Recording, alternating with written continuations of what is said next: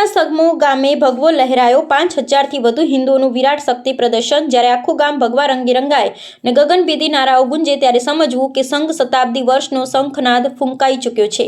ડીસા તાલુકાના સમો ગામે તાજેતરમાં યોજાયેલું વિરાટ હિન્દુ સંમેલન માત્ર એક કાર્યક્રમ નહીં પણ એકતાનું મહાકુંભ સાબિત થયું છે। આજુબાજુના ગામોમાંથી ઉમટ્યો માનવ મહેરામણ। સમો સહિત સાવિયાણા, વેળાવાપુરા, કણજરા અને ધારીછણા જેવા ગામોમાંથી હજારોની સંખ્યામાં લોકો હાથમાં ભગવા ધજાઓ વાતે ગાતે હૈયું હચમચાવી દે તેવી રેલીઓ સ્વરૂપે ઉમટી પડ્યા હતા। એક સાથે 5000થી વધુ લોકોની હાજરીએ વાતાવરણમાં અભૂતપૂર્વ ઉર્જા ભરી દીધી હતી। તલવારબાજી ને લાઠીદાવના કરતબો કાર્યક્રમની શાનમાં વધારો કરતા સાંસ્કૃતિક કાર્યક્રમોએ સૌને મંત્રમુગ્ધ કર્યા હતા। શૌર્ય પ્રદર્શન યુવાનો દ્વારા કરવામાં આવેલી જોરદાર તલવારબાજી ને લાઠીદાવના કરતબો જોઈ લોકોમાં જોમ આવી ગયું હતું। પરંપરા ભવ્ય રાસ ગરબાની રમઝટ સાથે સમગ્ર માહોલ ભક્તિમય અને ઉત્સાહિત બની ગયો હતો। સંતોના આશીર્વચન ને પંચ પરિવર્તનનો મંત્ર કાર્યક્રમની શરૂઆત સંતો દ્વારા દીપ પ્રાગટ્યથી થઈ હતી।